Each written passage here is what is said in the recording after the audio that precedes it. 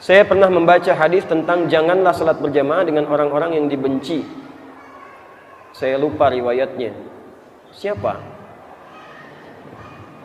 Atau imam dengan orang yang dibenci. Saya agak lupa redaksinya. Masya Allah. Ini maksudnya dibenci itu bagaimana ya? Teman-teman sekalian, ini ada banyak ya hadis-hadis terkait dengan ini.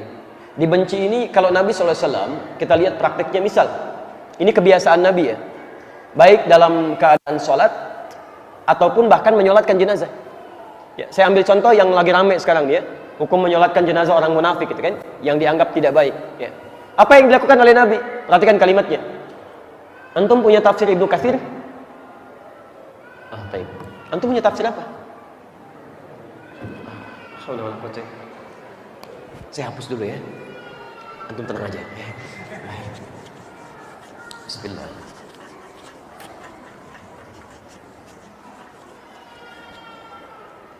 Buka tafsir Ibnu Katsir yang saya punya, terbitan Darussalam. Darussalam dari Riyadh. Tahqiqnya Syekh Al-Arnaut. Buka jilid yang kedua, halaman 500. Posisi paling kanan, paragraf yang kedua di pertengahan. Pembahasan lengkapnya dari halaman 498 sampai halaman 500. Redaksi yang sama ada di Al-Kasyaf, terbitan Darul Maktabah Islamiyah, warnanya biru, halaman 321.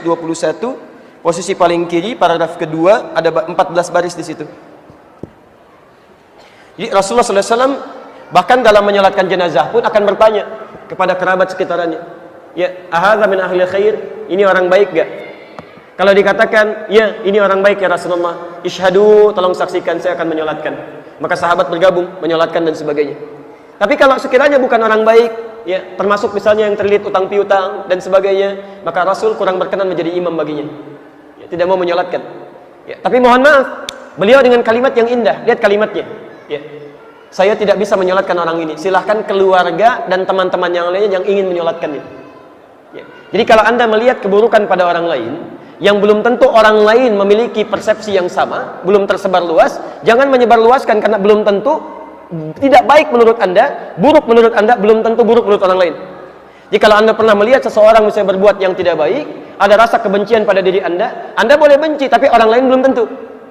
Anda tidak ingin sholat dengan dia, redaksi kalimatnya apa dalam bahasan fikihnya, supaya tidak terganggu konsentrasi anda, kekhusyuan anda dalam ibadah, supaya tidak ada ikatan yang buruk ketika anda menunaikan sholat, karena setan masuk memberikan waswas kepada anda ya. Hadis riwayat Abu Daud, nomor hadis 666, termasuk di Al-Bukhari ya, nomor hadis 857. Lihat kalimatnya, idza udzina fafarra syaitanu wa alaihi dharat.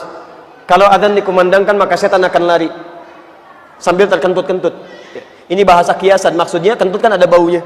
Jadi dia bukan cuma pengen nggak dengar adzan, dia pengen juga hidungnya tidak mencium bau adzan. Saking bencinya dengan suara adzan, dia pergi ya. Makanya antum nggak usah kaget, antum jalan dengan non muslim ya, tiba-tiba adzan berkumandang, Allahu Akbar, Allahu Akbar, non muslim pun bisa ingatkan antum, mas sudah adzan, apa mau sholat dulu? Karena setan sedang pergi. Fa idza thuwiba fa'ada, kalau selesai adzannya balik lagi setannya. Maka antum jangan kaget, yang muslimnya bisa menjawab, tenang aja mas, baru adzan, belum qomat, karena setan kembali lagi.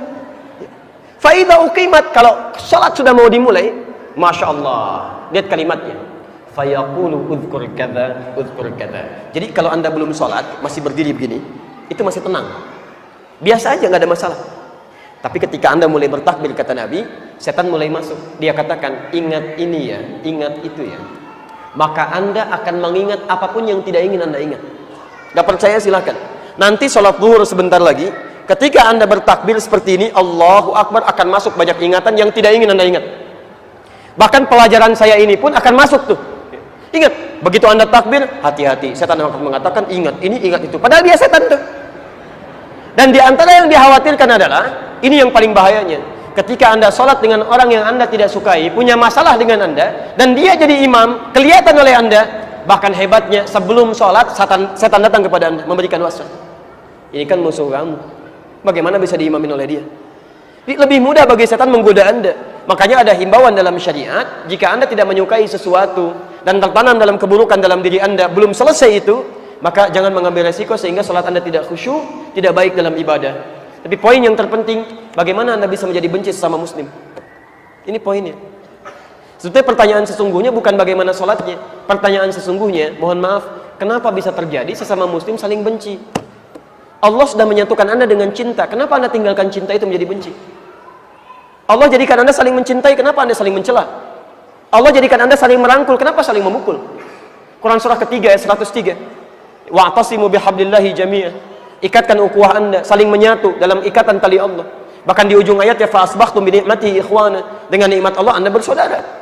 Ya Allah satukan Anda, kenapa Anda pecahkan? Karena itu bertakwalah kepada Allah. Teman-teman yang hadir saat ini, ayo kompak ya. Jangan cuma urusan dunia aja. Ayo kompak, bangun. Ya, satu dengan yang lainnya.